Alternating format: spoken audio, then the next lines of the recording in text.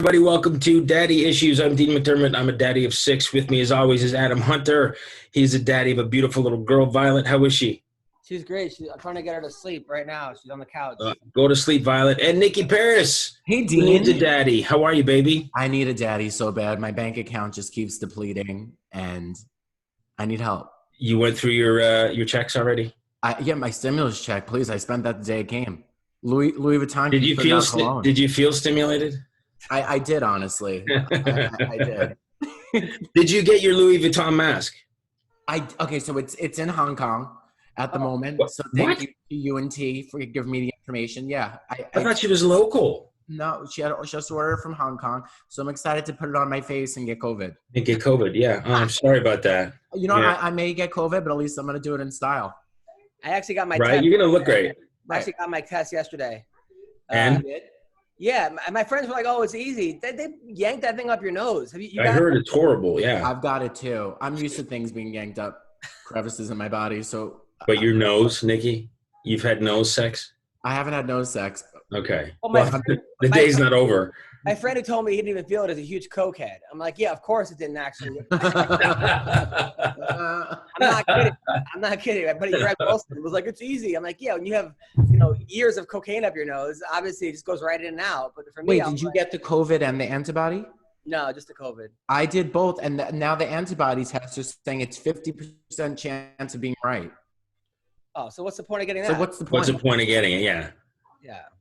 Because if you have the antibody, you're not going to get it, right? You would think. Meanwhile, but the test, it's a 50-50 on the test. What's the rate of accuracy on the COVID test?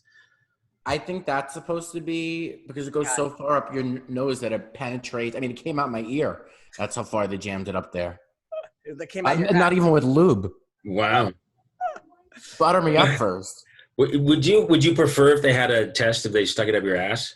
Yeah. Versus your nose? Yeah. I would call that just Tuesday. I think I prefer it too. Have you ever had the camera stuck up your nose? Yes. I hate that. You have to breathe through your mouth and you feel. What episode of Tori and Dean did they do that for? When I inhaled a marble. Oh, nice. Wait, really? We needed a storyline, so that's the best I could come up with. You swallowed a marble? No, I'm kidding. Oh my God. See, but I want to talk about something controversial. I shaved my beard. I like it. It looks good. It looks a lot better. I started playing the guitar last night. People were saying I look like a Viking with the beard and the long hair. What do you think of the long hair with no beard? With the hair, the length of the hair and the curls, you kind of look like a taller Lord Farquaad. Yes, and it's got to grow longer. That's a compliment, by the way. It is a bit Lord Farquaadish. Yeah. Right? And I'm still here looking like David Archuleta, so nothing changes. So I want to grow it I want to do John Wick, all one length. Because now it just looks like I'm a guy in his 50s having a crisis. Which I am. But aside from that, obvious. How about ponytail? How do we feel about? It's a little bit like a samurai. It looks like the villain. A little bit, line, right? Like so, I have options. That's what all I care about. That's great. Yeah. Meanwhile, I had Guns N' Roses tickets, right? It was on my wife's birthday, which I figured, all right, either I'll go with her for the birthday or I'll give it to you, Dean. I'll send them to you, or I'll go with Dean and she'll go to Vegas with her friends. Because of COVID, they canceled the concert. Ticketmaster won't refund the tickets, but they go, don't worry, they're good for their next show. They broke up for 30 years. Like what next show? Like this was like you're kidding. No, this is Guns. So now they're being sued, Ticketmaster. They're not refunding. They go when they get back together. It took them 30 years to get back together. Like what? Wait a second. Has there been anything official that's said that Guns N' Roses is split up? No, but right. At the same time, this isn't exactly the most band that gets along with each other. Right. And, anything could set them off. Can you imagine if they were in lockdown together? You're never going to see them. Like throw in Jet Super Bowl tickets too while they're at it. Why did they break up for 30 years? Because a lot of them are on drugs and heroin, and Axl was hard to deal with, and money issues, and it was all kinds of problems. But yeah, I've read a couple autobiographies, not about Guns N' Roses, but bands that relate or were involved with Guns N' Roses. One of them was The Dirt, and yeah, Axl was really hard to get along with. The Guns N' Roses sing that song, "Put That Sugar on Me"? No, that's Def Leppard. Def Leppard. That's Def Leppard. He was the one actually. Like they said, Axl Rose was the only one not on drugs, and he should have. Yeah. He said he should have been on drugs. He was the one who should have been on drugs. Yeah. No, he was really fucking uptight. But I mean, like Steven Adler got kicked out of the band for doing too many drugs. Like how many drugs do you have to do to get kicked out of Guns N' Roses? Right. And same with Izzy Stradlin, right? Izzy Stradlin got kicked out of Guns N' Roses. It's like, what the fuck do you have to do to get kicked out of Guns N' Roses? So anyway, this world right now is in flux. There's rioting going on. I hope it doesn't get worse. It's insane. And I mean, dare I say it, rightfully so. You know, if you watch the George Floyd video, it's horrendous. Absolutely horrendous. His father. And uncalled for. Yeah. Uncalled for. You know, I looked over the video and I watched some law enforcement experts weigh in on it. And the rule of thumb is once you have cuffs on a suspect and have him detained, the threat is over. Yeah. You know, the cuffs are on. You're supposed to, you know, back off. He was on his stomach, handcuffed behind his back with an officer's shin on his carotid artery. Yeah, it made no. I mean, it was just, the whole thing made no sense. It's just he wasn't resisting. They should all be in jail. This guy should go to jail for life. And I heard that cops get it the worst in jail. Like, I'm sure. I heard that cops, because they make the other cops look even worse who are not, you know, negative cops. Yeah. No, I'm sure. And you know, the other two officers that we see in the video, I think there were 4 or 5 cars in total. You know, the 3 officers that were in the video did nothing. Like, you know, listen, if you got in a fight and, you know, you had this guy down dead to rights and you kept going at him, I'd pull you off him going, Adam, you're going to kill this guy. They did nothing. They did nothing except say, don't do drugs. I mean, thank God for cameras and videos. I mean, you see the other thing last week of the guy in the nursing home? No. There was a guy in a nursing home, I believe it was in Minnesota too, and this guy was just teeing off on a 75-year-old guy. No. Yeah. Oh my God. Teeing off. I mean, just. This was another cop? No, it was the nursing home orderly. One of the orderlies. That's horrific. The problem is right now is that they ban people from going to nursing homes because of COVID. So you can't come or leave. So it's a whole thing right now of people being mistreated in nursing homes. It's just like. Well, people have been mistreated in nursing homes for years. Yep. So having the lockdown to hide behind, it must be horrific for these poor people. Yeah.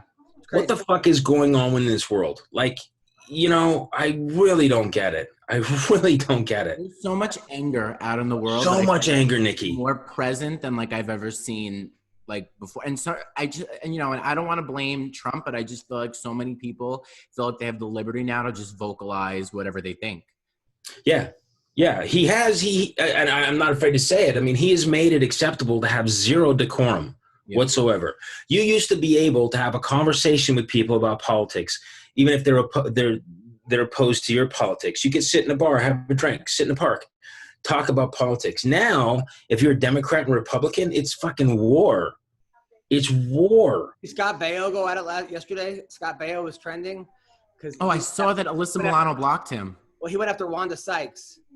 Which is not the person you want to go at. I don't think, you'd want to go after Wanda Sykes. You don't want to go after Chris Rock's joke writer, one of his joke writers. You know, I mean, Wanda Sykes is hilarious, and it was just rough. Well, she's so sharp-tongued. I wouldn't. You know, Scott's a friend, but dude, what were you thinking? What were you thinking? Not a good look. So, how's the new house, Dean?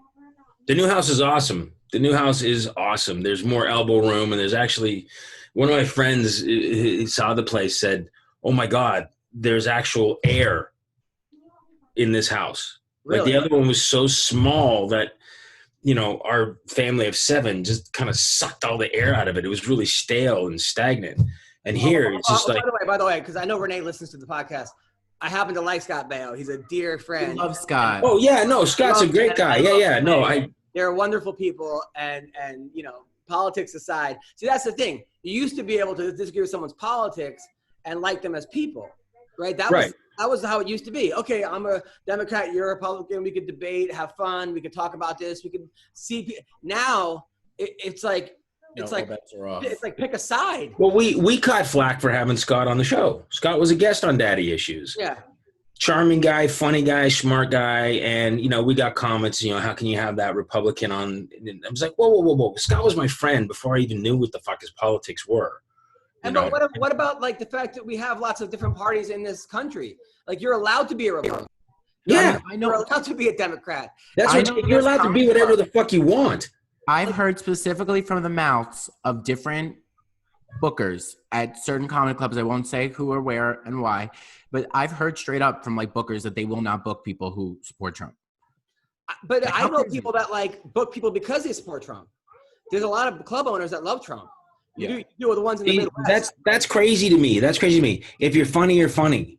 Right. But the same reason that these people who get jobs get booked because of how many followers they have. Like the best person gets the job. Doesn't matter how many followers you have or your politics. Is like we all have different ideas, and that's because we all want the greater good of a better country. If everyone's happier and people are prosperous, that's the point. People have different ideas, and you can tell. But now it's like no.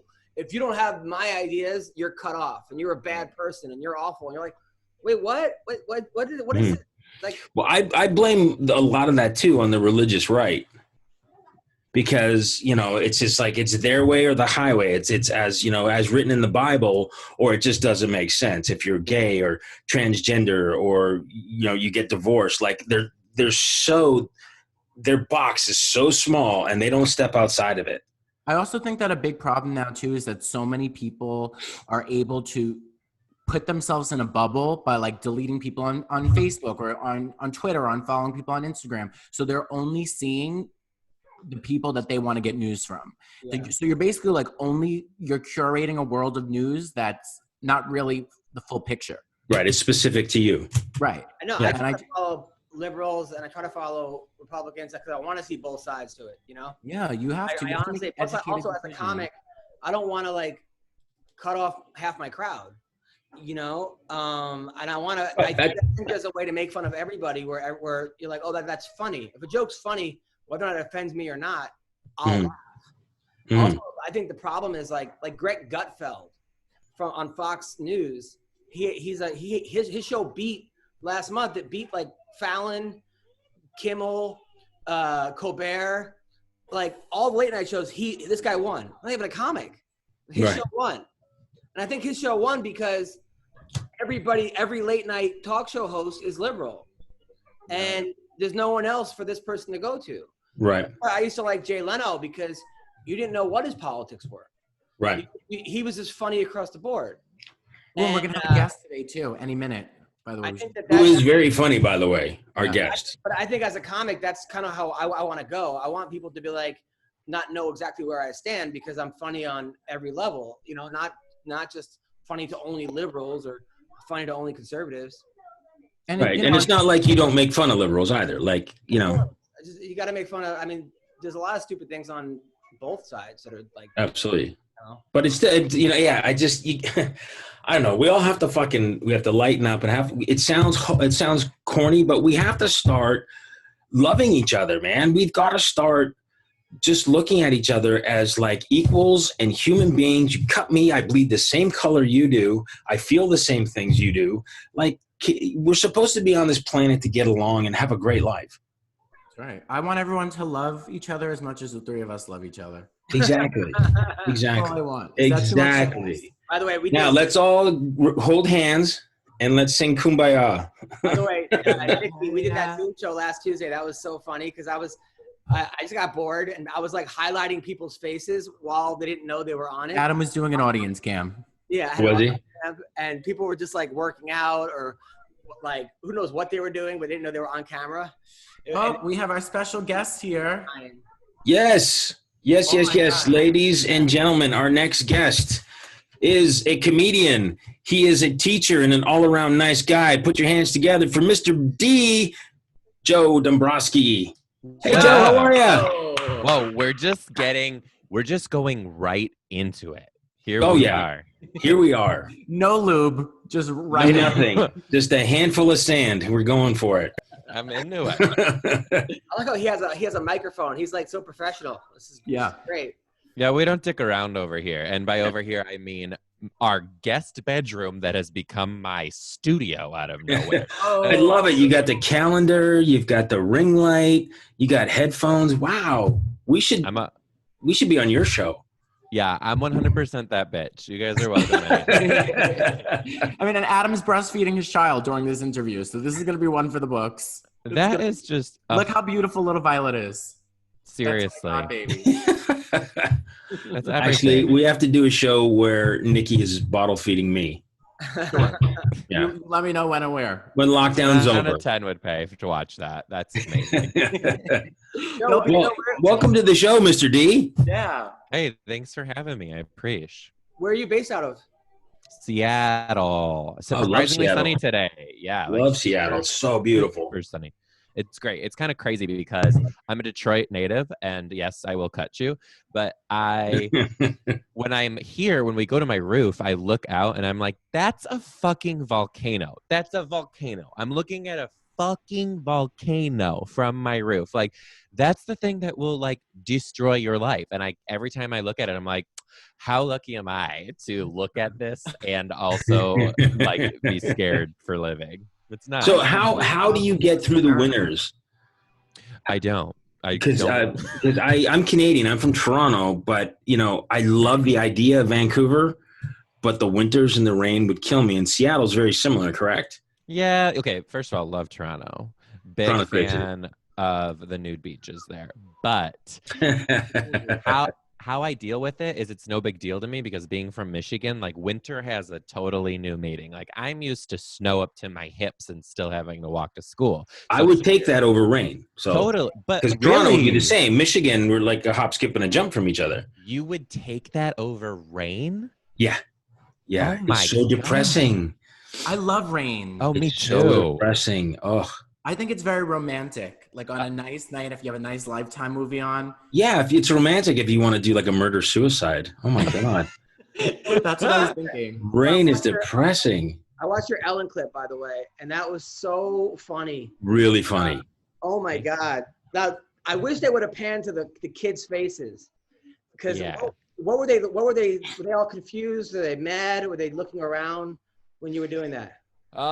They were skeptical, but they also like I was really good because I was dicking around when I was teaching. I would dick around with them all the time, so they were kind of like, is this dude real? Like this time he seems really real. Like I didn't know. So they just they were fully invested and just like didn't want to not believe me. Kind of like when you start to tell them like Santa's not real and they question it, but they're like, but if I believe it, it's true. So that's kind of. By the way, Nikki, will you explain what happened to our listeners? Because they probably Absolutely. So Joe went viral. I think it had like 30 million views, right? And counting, Joe. So he basically did a spelling test with all different types of words that he made up. And the kids couldn't tell if he was serious or joking. And it completely blew up. And, you were always doing stand-up. You've always been funny. But this is what really helped create this huge blow up on the map for you. And you went on the Ellen DeGeneres show. Twice, bitch. Twice. Excuse me. Now, there's a lot of rumors going on right now about Ellen. So I just have to ask, did she put a cigarette out on you?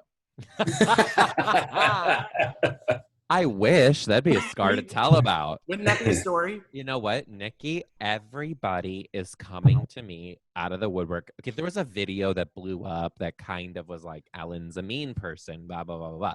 I've had like people, like media sources reach out for quotes. And that was not my experience. Like she was so legitimately like real and accepting and kind to me, like off camera. Which is what matters most to me, right? Like we can be whoever we want on camera all day. But when the cameras were off, she was still like making time for me, helped me, kind of grew me a little bit, was giving me, I wasn't represented at the time or anything. So she was like, these are like next steps. Like this is what's going to go. And I'm like, this is wild. This is blowing my mind. So nothing but hospitable. So she kind of guided you and like, here's what's going to come your way now because of this, and these are the things you need to be aware of. Very much lit a fire under my ass. It was incredible. That's And really then cool. I was actually at the live taping of her special because they What? filmed in Seattle. Oh, so And she that was liked you. it was about a year later, and she didn't know that I was coming. Like, I bought a ticket like everybody else, Right. right? And she saw me and remembered me, and microphone in hand was like, "Hey, Joe, the teacher." I'm like, I'm gonna fucking die. I'm gonna fucking die. Oh my Yeah. God, that's awesome. Yeah. So like, I have nothing but like being in forever in her debt. It's insane. Now, Sounds like did you Portia get went the down on her real hard that morning. I That know put that. her in a real good mood. But okay, but listen, did you get the DVD of the show you were at to see if you actually made the bit? what's a DVD? Yeah. Or yeah, I mean, I'm showing my age. Yeah. Yes. Mhm. Did you stream the show? Yeah, but I can't believe I said, yeah, did you go to her cave and see her etching? By the way, Dean is doing this podcast via dial-up. So thank you.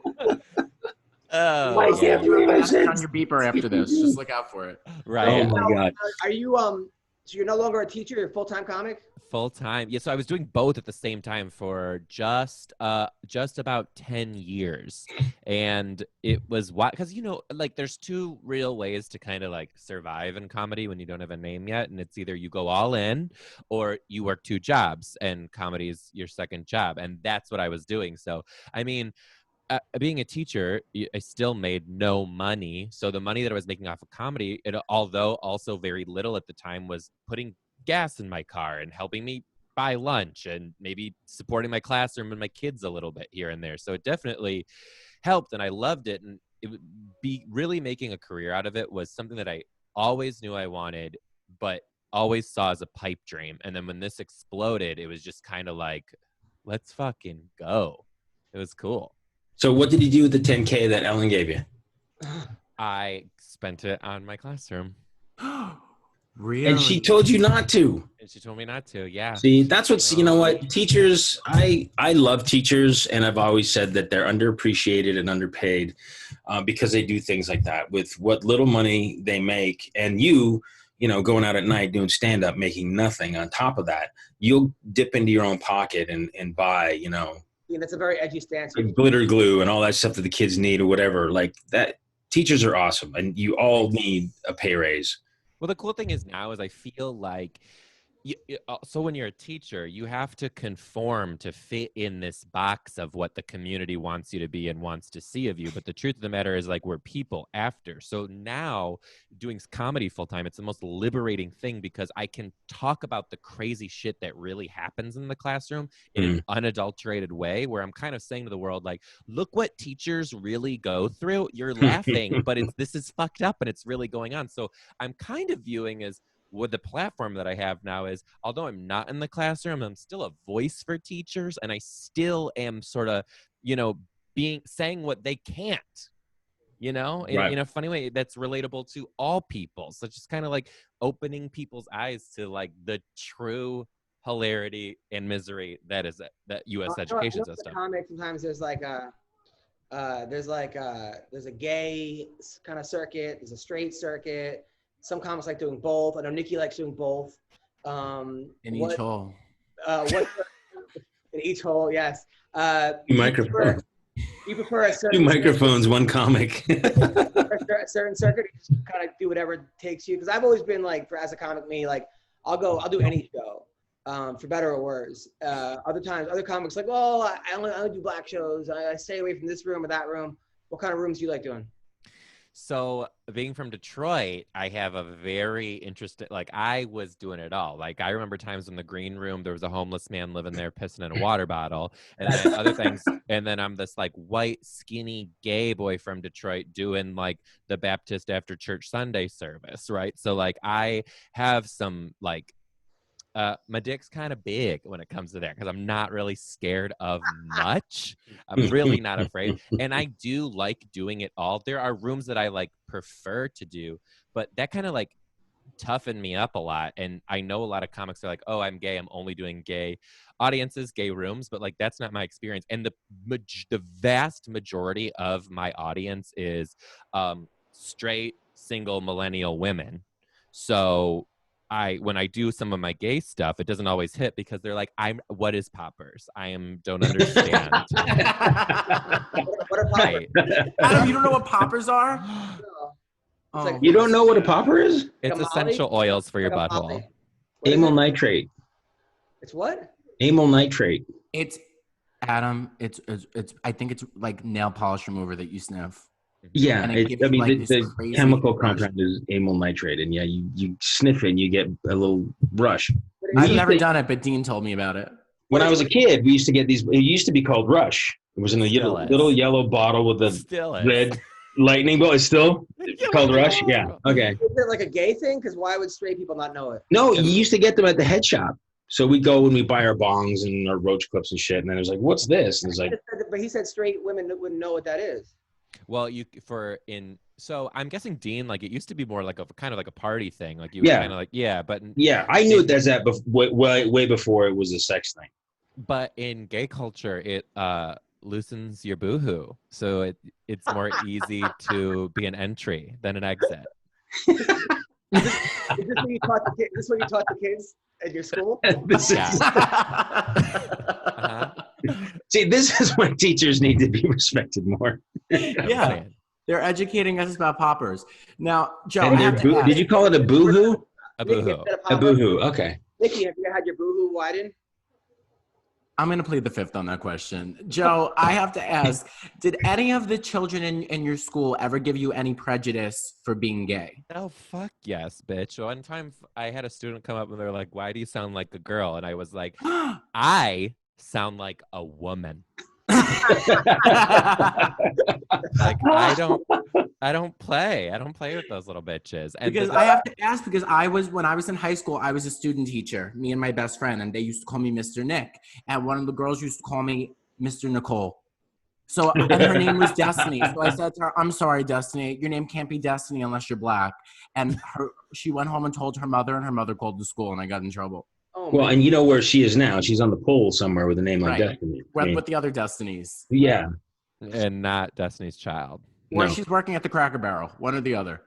Now, Mr. D, I saw your videos of the 3 things you don't do, or 3 things you need to know before dating a teacher. Mm. Your characters were great. Do you have any more plans of continuing down and doing those vignettes? Yeah, this is really so. That video came out about 3 years ago. That's about a 3-year-old video, and I hadn't touched characters in a really long time. And I love the blonde. Does she have a name? It was Hope. Hope. Okay. Yeah, but now I have nothing but time on my hands. So I was like, let's get creative. I needed something that was difficult for me so I could stretch and grow. And I have been doing more characters lately, and I invented this character. Her name is Trish. She's straight out of the Piggly Wiggly. She is just like your white trash hooker.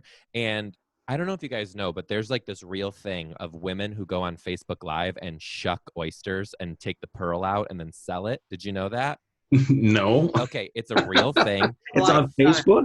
It's, You have a lot it's of free, real. You do have a lot of free time. Facebook. I have to look that up. So I fell down the Facebook rabbit pearl hole of shuck. watching these pearl shucking videos from these pearl women who, and I'm like, well, Trish would probably do this. So then I ordered a shitload of oysters online, and now I'm Trish on the computer on Facebook Live shucking these fucking pearls, and the fans are going nuts. And then I'll mail it to you. And how are your shucking skills?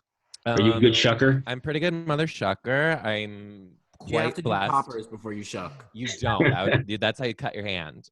Okay. But it's wild. Character comedy and character acting is a totally different beast that I was not prepared of how it truly consumes you. And it's been super fun, super great. I'm loving it. But I mean, damn, it's a lot. It's a skill that I'm So working the 3 things to know before dating a teacher. Number 1, do not disturb a napping teacher. on. Number 2, reconsider movie night. Number 3, picking baby names. Now, were all of these based in actuality? Like you were woke, you were disturbed while you were napping. Well, don't you know it? The truest there is the baby names, because you get these students and you're just like, God, I love the name, like Lincoln or whatever it is. And then Lincoln fucking, it runs you ragged by the end of Right. the year and you can't do it. So then you're like, well, I'm never going to have that.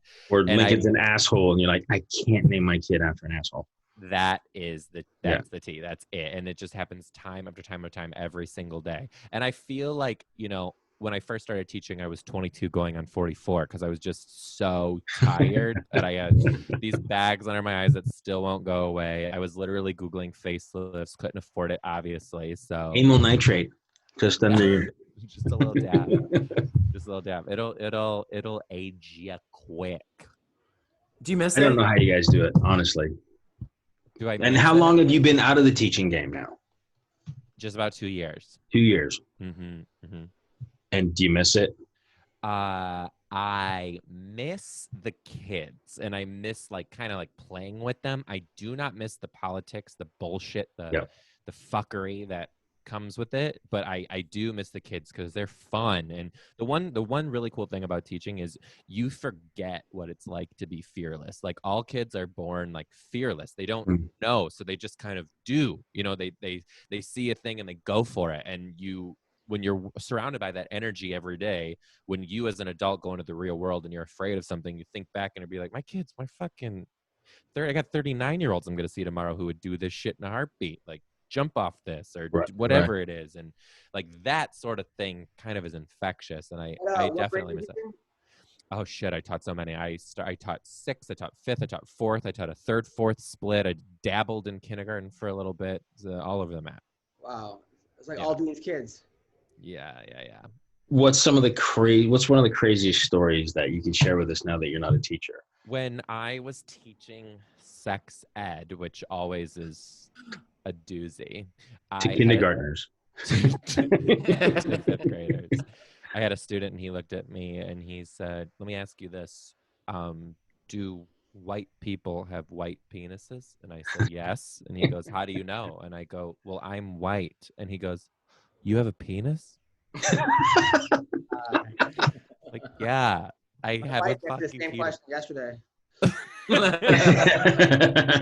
Yeah, my wife asked me that last night.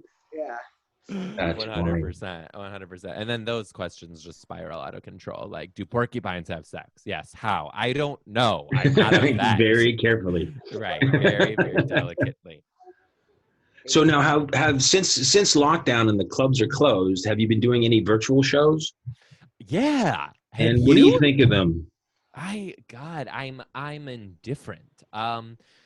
It's really hard performing for hearts and stars and thumbs up emojis. Like, it's fucking weird. But at the same time, I think it's really cool to be performing for the whole country at one time, and you don't have to wait for a stand-up late night set to do that. Right. So that's really cool, and it's really cool to kind of the crowd work. I'm getting a lot more out of the crowd work than the actual stand-up, because there's just so much interesting shit going on. You can just spit, right, which is cool. But at the end of the day, you turn off the camera and you're just in your own fucking room by yourself, and it's like going back to the hotel when you're on the road. You're like, hey, nobody really cares. So I don't know. It's so fun to watch everybody in their squares. The laughter, though, I do miss the laughter going through you. I actually got booked for 3 clubs yesterday, 2 in Florida and 1 in Colorado, because I guess they're back to doing comedy clubs, and it was just oh. Where are you at in Colorado and when? What a relief. Colorado in June, Colorado Springs. But it's one of those things, although I'm going to miss not having my cheat sheet on stage. Your pussy showing. I have all my jokes. All my Zoom jokes are what'd you say? Your pussy is showing. I am. Your pussy. I miss looking down. I'm like, oh, what jokes do I want to do? I'm not going to have that when I go just do comedy. You have a big pussy, Adam. I think your cat's about to commit suicide. I didn't realize. Yeah. Oh, hey, pussy. It's been listening to this show for the last 30 minutes. I think you meant for having a cheat sheet of being a pussy. That's what I was like. Oh yeah, I guess. Pussy for having a cheat. What is your cat doing? My cat's eating. Oh, that's where it eats. Okay, we thought it was gonna jump. No, that's where the cat tree is, and he's so fat he sleeps up there, and guard. We have 2 other cats. He guards the cat tree from the other cats. What Like, an asshole. I know these cats are such assholes. Joe, so if Adam has a dog and a cat, Dean has 3 cats. about 25 different animals. Oh God, yeah. And He I'm has- just no, an no, animal you're not myself. kidding. He has That's 6 all I do. pigs, 5. No, not anymore. Not anymore. No, six pigs was too much. How many? So what'd you pigs do got? with them? Did you eat I'll them? say. No, I don't get me started on that. I've always wanted to harvest one of our animals. Like we've had pigs and chickens, but my wife won't let me. Right. But we had 6 pigs. We had 3, but on Christmas morning, one of the pigs that we rescued gave birth to 3 little You piglets. shut the hell up. No. The 3 wise men, they're all boys too. So the 3 wise men arrived on Christmas. So we kept them for a little while, but 6 pigs is too many, and 5 dogs and 2 bearded dragons and a guinea pig, and it's just too much. So they were on a farm. We've what's the term they use? Surrendered them to people who actually wanted them for their farms. No, there's a big big guys call wanted for them too. pigs. You wanted them also. What's that? You wanted them too, but then they fucked up your sprinkler, right? I never wanted them. Pigs are so destructive. They destroyed. It's the pig. He's saying It's the pig. He overheard.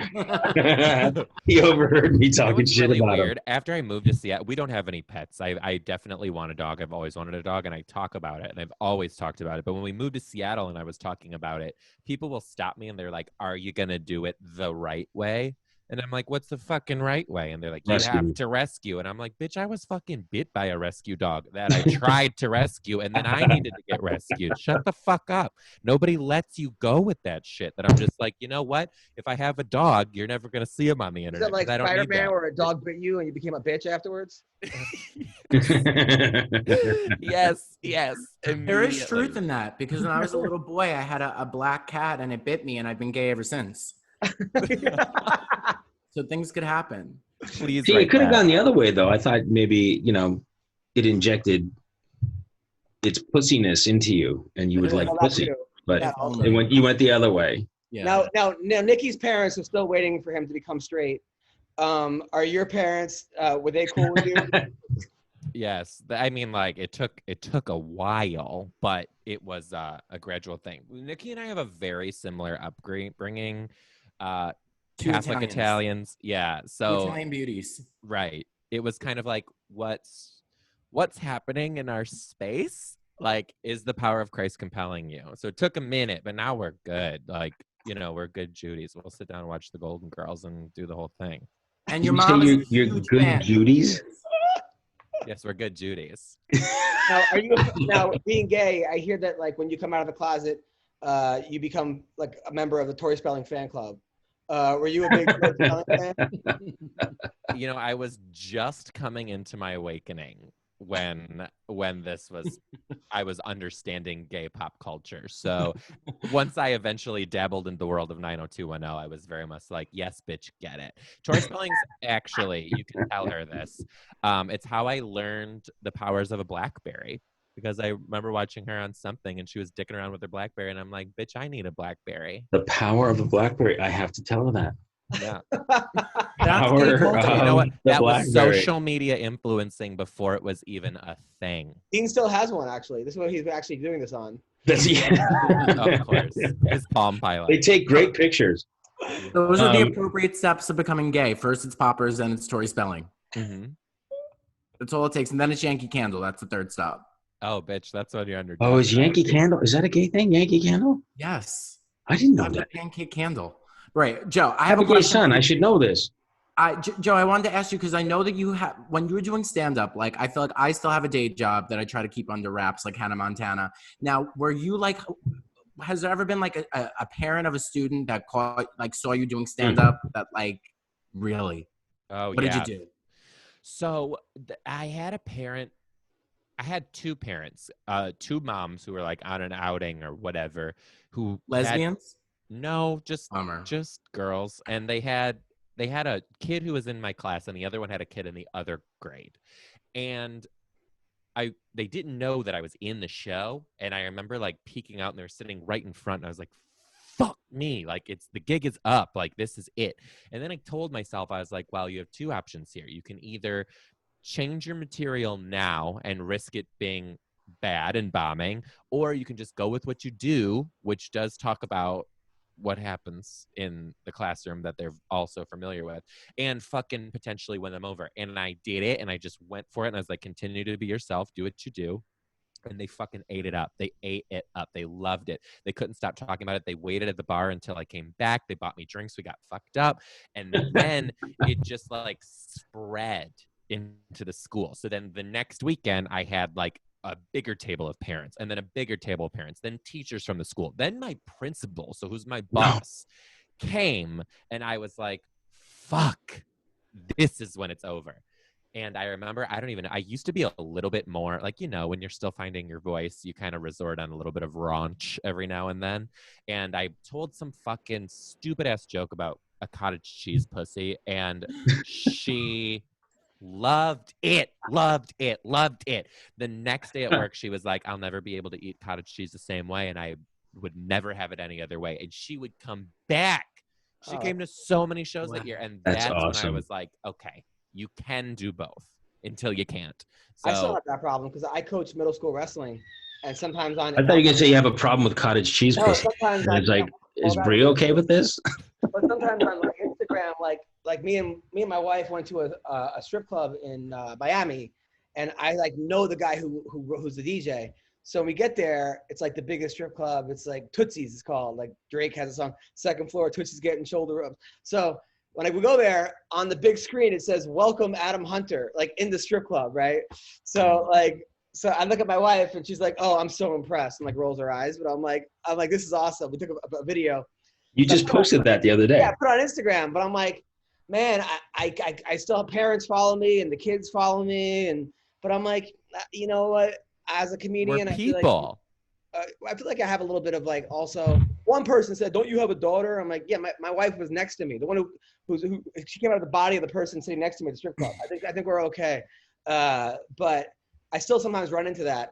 Luckily, I'm not really a part of the school like you were. Like it's like an after school program. I just come in to coach wrestling and leave.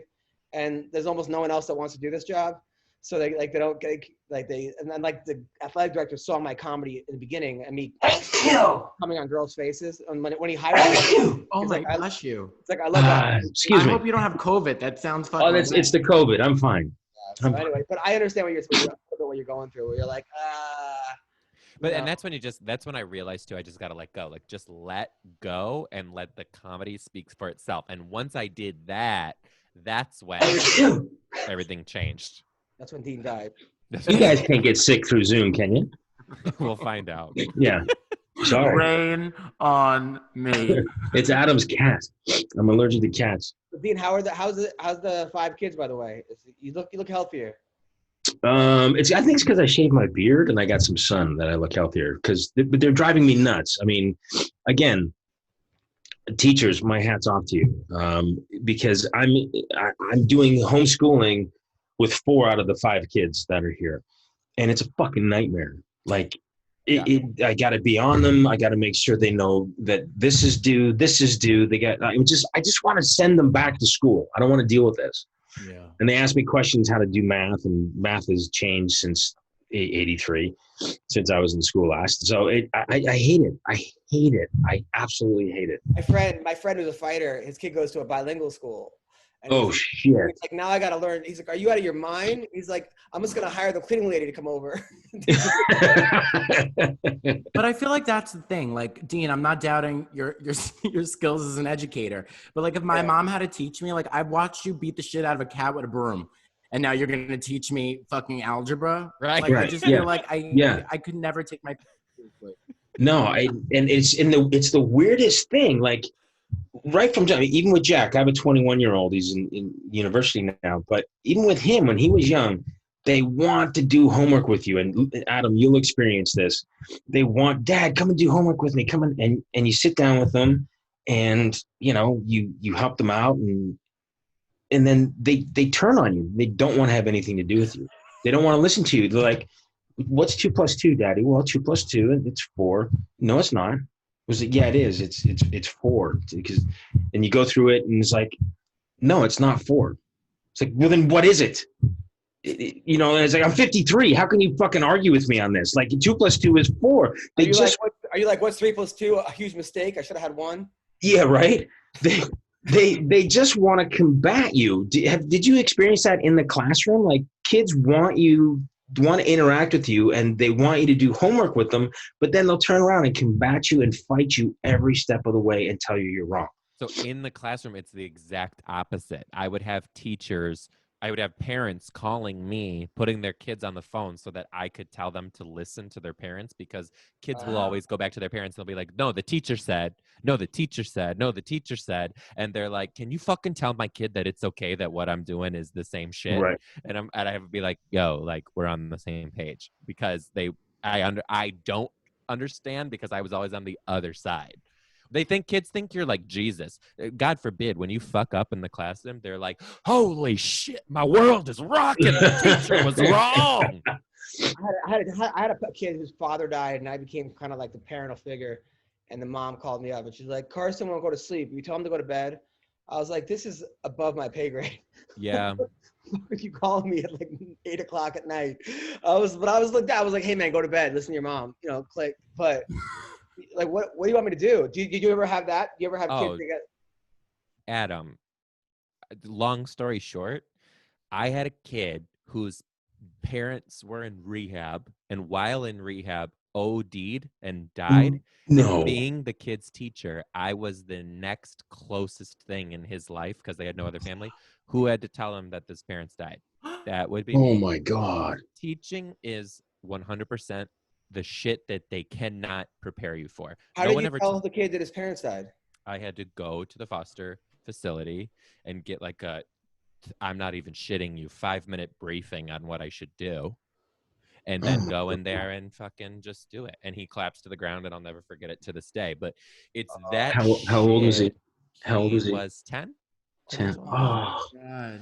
And that's like Dean, like you said, like you can never be a teacher. Like, I appreciate you saying that, because it truly takes a very specific type of person to be able to handle what teaching is, because you see rainbows and sunshine on the surface, but there's this underbelly of shit that you just have to instinctually know how to you just have to be like, okay. It's like if you're a nurse, like you doesn't matter what the patient has, like you're taking care of them. And like as a teacher, like it doesn't matter who comes in your classroom, like you're taking care of them. Right. Yeah, it's wild. It's absolutely fucking wild. No, even as a coach, like kids are always getting hurt, and like 99% not hurt, they're just scared. So I have to like not react. My job is to not react to them getting hurt, but there's an off chance that they're really fucking hurt. You know? So I have to like make it like a kid will have like freckles. I'm like, oh my God, there's freckles everywhere. Like I'll try to make him laugh to see how hurt he is, you know? How many fingers am I holding up? And then if I see the tears, and plus I'm not even like first aid. Like I have to like then go get a teacher that actually knows what he's doing. Bones sticking out is a good indication. I have to like go get somebody that actually knows. I have to go find the teacher then who'll be like, hey, can you deal with this? Like, you know, oh man, it's hard, but it does prepare you though for when, I don't know if you want to have kids, Joe. Yeah. But when you do have kids, coaching and teaching, because I mean, she's fallen so many times, and if I don't react, she's fine. You know, it's when you're like, or if you do the laugh, right when they fall, and you're like, oh wow, that was awesome, and they get up and they're like, oh, I'm fine. Yeah. I was kind of a bitch in the classroom a little bit too, but as much as I did this wild and crazy stuff, like I definitely was like really tight on the kids, because if you give them an inch, they'll take a mile. So when the girls, especially in 4th and 5th grade, like they're starting to grow into their own, they're becoming a little bit sassy. So they roll their eyes and walk away. And then the next time they'd come up to me for help, I'd be like, oh, and roll my eyes and walk away. And they would be like, why? I asked for help. And I'm like, yeah, no, like treat me like that. This is how I'm going to treat you like that, because that's what it's going to be like when you're outside the classroom. I hate nothing more than when the teachers coddle the kids. Like, no, bitch, fuck with me. It's coming right back. You know what I mean? And you're going to feel it, because unless you feel it, then you're not going to know what's actually happening here. So when I would do that, I'd have parents call me and be like, I can't believe you did that. I'm like, let's fucking talk about what you're doing. All right. Really? Wow. Oh my God. Yeah. Oh, I literally, like, it's Detroit. like this skin is thick. Like, don't fuck around. Like, come for me. I'm not the one. Like, I don't know. Like, I just had no patience. I had this black kid who was like my best wrestler, but his parents, you could sort of like read what they're saying to you. He's like, yeah, my dad was drunk, or you kind of know what he was saying without him exactly saying. Mm-hmm. So the parents were split, and I had to take the kid to practice, and I could see him looking at me through his window, and then not opening the door at like 8 a.m. So I'm like, this little fucker. Like, I got up to drive him to practice. Next day, I knock at the door. Same thing. I just walk in the house, and I go upstairs. I go, we're going to practice. He goes, you can't come to my house. Yes, I can. Get dressed. We're going to practice. His mom calls me up thanking me, and then like asking me if like I could be around for high school. I'm like, come on. Like, can you move in with us? But Yo, they as somebody need who's that. down in the trenches with the children, like, would you say like that you're concerned for the future of America as much as I am, as somebody who's just generalizing what I'm seeing? No, because I think that there is like there's an uplift, right? Well, I'm concerned for the current.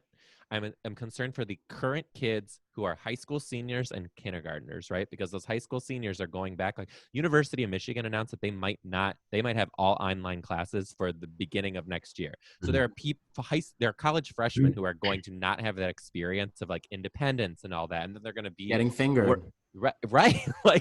like drinking till you vomit, like shit like that. But then they're going to be adults, and it's going to be like, what's that kind of adult going to be like without this type of experience? And then kindergarten is one of the most important grades ever, because you think about like college independence, like, oh shit, like a 5-year-old independence, it's even more important. Well, they're not getting it. They're going straight to fucking first grade without ever having that. Like, what the hell is that going to be like? So those two clumps of people, when they become adults, I'm concerned for them. But other than that, I feel like Gen Z, you know, like they're fucking around, whatever, they're doing their thing, but like they're generally gonna learn how to get their shit together, right? What about online bullying, video games? Oh, like, it's so bad. Shootings? I mean, like, So fucking bad. Online bullying is out of control. I've had so many experiences too where like I would catch it, or a parent would report it to me, and the schools would do nothing. And I'm like, I couldn't do it. There was one kid in my class who was like online bullied so much, and I was reporting it, doing, you know, the expectation. And then he actually got thrown into the corner of a brick wall and had to be taken to the hospital from school.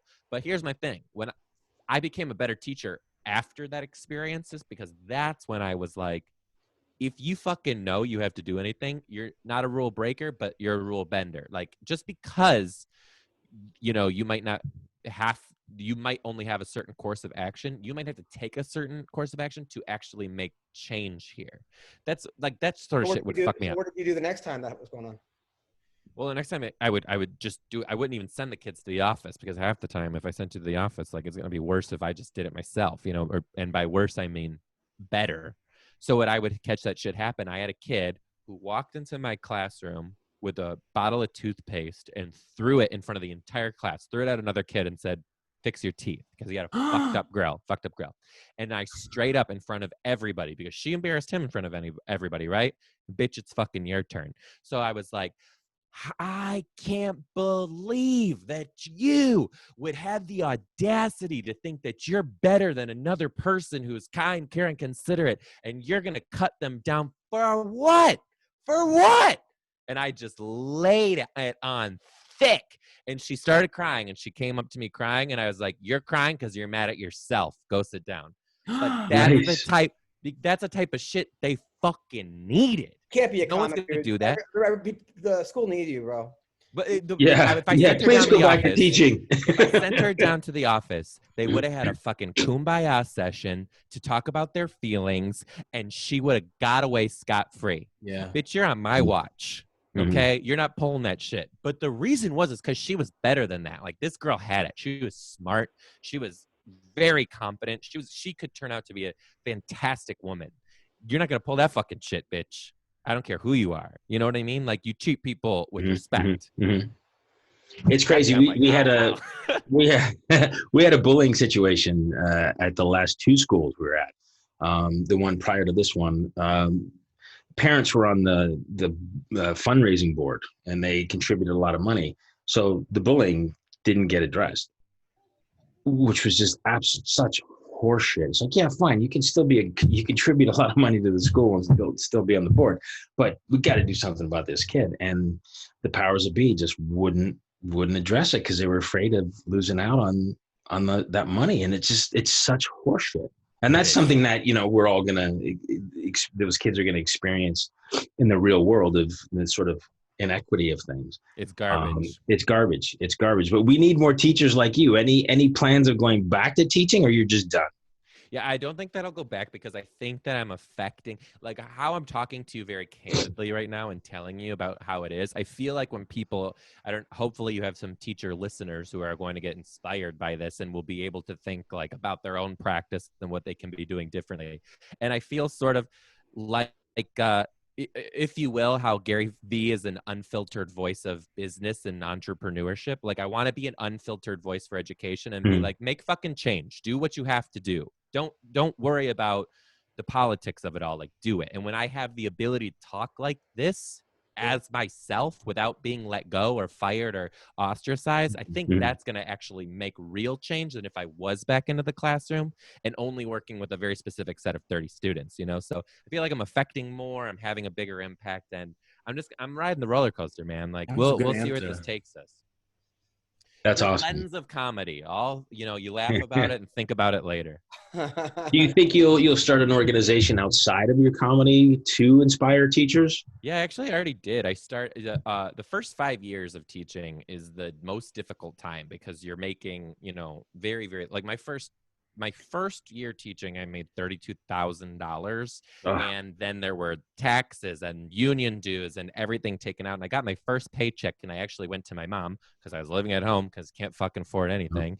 And I was like, I think this is wrong. And she just laughed at me. She's like, oh no, bitch, this is right. And I'm like, I have to pay my loans that I had to get the degrees to do this. I have to pay my car. I got to pay my groceries. I got to pay all this shit. And it was gone. No dollars to spend for 2 more weeks. It's such horseshit. So I started the first year teaching scholarship, and teachers between their first and second year of teaching can apply for the scholarship. And we have donors who the pot gets bigger every year, and they apply through video and essay format. And I'm not looking for perfection. I'm looking for authenticity. I don't give a fuck about the typos. You're a real person. I don't care how good the editing was. Like, you're real. And I'm just looking for teachers who are obviously not making that much money and could use an extra chunk of change, not to put into the classroom, but to spend on themselves, to pay your loans, to put gas in your car, to do things that you need to do to be a person. And, having the platform that I have now too, I can call organizations and be like, is this something you'd be willing to partner with? And half the time the answer is, we'll partner with you more than you even thought we would, which I'm like, fuck That's yeah, awesome. like this is cool. Where can these teachers send their essays to? So I'm not really sure what the fall is going to look like this year, but all information is on my website, mrdtimes3.com. mrdtimes3.com. .com. And you have a podcast, Social Studies. Social Studies podcast. Nikki was just on it. I was. You were on it. I loved being on it. And you've had some really, really great guests. Thank you. We have some cool ones coming up too. Your episode was a doozy. I love chatting with you. It's just, the Social Studies podcast where I study being social by being social, and I'm eclectic. I had a doctor from Harvard on last week, just kind of cracking jokes about COVID, but also giving us like hardcore facts in an unobtrusive way. I have bands on there, comics on there, actors on there. It doesn't matter. So it's just kind of a variety shit show. Take a listen. What did the Harvard doctors say about masks? Do they work or do they don't? The coolest thing that I talked to her about was masks outside, because you see people, outside. It's like, bitch, there's nobody around you. Like, you're fucking fine. And she was like, yeah, you're totally fucking fine. She's like, you definitely don't have to wear a mask if you're outside and there's really not people around. And if you're 6 feet and you're outside, you're good. And she even said, she talked about what she's coined as the 3Ds: distance, duration, and density. Those are the things to be worried about. So like how close you are to other people, how long you're spending around other people, and then how populated the general place is. She's like, if you're good in those 3Ds, like you can mask off for a little while. You're not gonna fucking I like walk my dog and take my daughter for a walk. There's nobody around. Yeah. And I'm like, I'm not wearing a mask. And then I see somebody from like 50 feet away, like give me a dirty look for not wearing a mask. I'm like, there's nobody here. Right. I crack up when I see a person in their car by themselves wearing a mask. I'm like, somebody fainted and crashed their car in New Jersey, and she was driving with the mask on, and she passed out while in the car, and she died. no. Somebody said that's like wearing a condom while masturbating, like wearing a mask in their car. I've tried that. It's not good. Depends what you're doing. I didn't mind that. I used to do that when I was younger. Why would you do that? Just to change it up. To make up for all the times you wouldn't wear one when you were older? Just so I didn't have to use my gym sock. It was just like, I missed that. To make up for all the times you wouldn't wear. Yes. Yes. Even it out. Cancels out. Yes. No, when I got tired of my left hand, then I was like, I got to change this up. So you put on a condom. Really? I don't know. That's just, and then you get tired of that. What about to get another person? This is when I was younger. These were in the early days of Canada. Yeah, this is when we just got electricity. I got it. They just extracted some maple syrup from the tree, and then he's rubbing one out. Do not jerk off with maple syrup. Do not jerk off with maple syrup. Oh, God. Especially if you have a feather pillow. Don't do that. Well, I got something to announce. July 23rd to the 26th, I'll be in Naples, Florida, at Off the Hook Comedy Club, Naples, Florida. And then July. Have you done it yet? Have you done Off the Hook yet? Yeah, like 20 times. You like it? I love it. It's so interesting, right? I love it. Dude, nobody can drive in that fucking city. And then when you pull up and I'm like, this is a restaurant? What's going on? Yeah, it's the best seafood you'll ever taste. There. And then July 9th to 12th, I'm at the Stratosphere if it's open. We'll see if it's open. Okay, what do you got going on virtually? Oh, virtually, this Friday night, me and Nikki doing a Zoom comedy show. You want to be on this Friday, Dean, or no? Let me think about it. I might be jerking off with a condom on Friday night. Do it on Zoom. Busy. Maybe I should. Let's talk after the show. Dana White's coming. Is Dana coming? Yeah. That's the thing about virtual. I gotta get a lot of people to come. Right. Well, maybe I'll do it. What time on Friday? 8 o'clock. 8 o'clock. Same time every week, Dean. And if you don't do it, I might just put a piece of gum in that mane. So you came to the last one and watched it. Yeah, you sit there like a fucking peeping Tom, and then I hear somebody laughing, and then I go, "Is that Dean?" But he really was. No, but I was watching, but I was on mute because that's what I thought you want from your not you. audience members to be on mute. Chuckle loud and clear. Oh, okay. So you do the muting, not me. Yeah, we had John Cleese show up to the one before.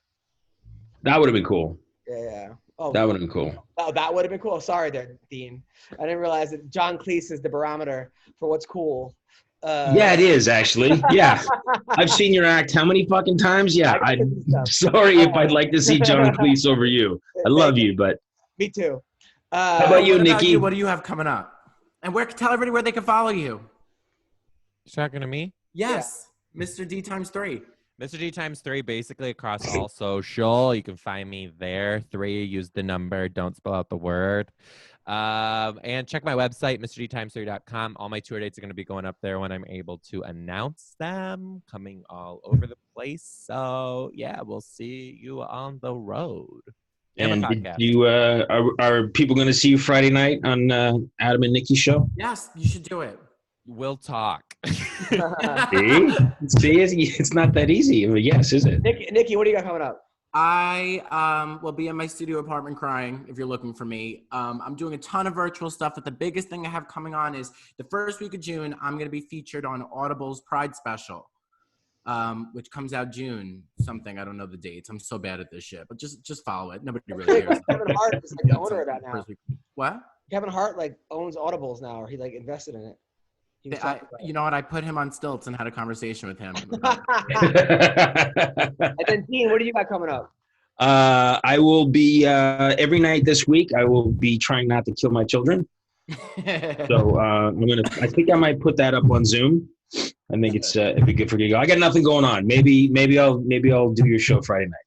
Well, thank you. Maybe. We'll talk. We'll talk. But we top liver, maybe. no, dude. Listen. You know what? Maybe we've had a great show. I don't want to send Joe away depressed. So you don't want to hear my bullshit. Why I don't want to do comedy right now. But we'll talk after the show. All right. Thank you. Mr. D, thank you so much for joining us. You're awesome, man, and you're so funny. You're just such a nice guy. And again, keep doing what you're doing. I think teachers are amazing. You were amazing for doing what you did. Let's keep teachers in our thoughts and how amazing they are. And thank you for joining us. Awesome. Thanks for having me, guys. I appreciate it.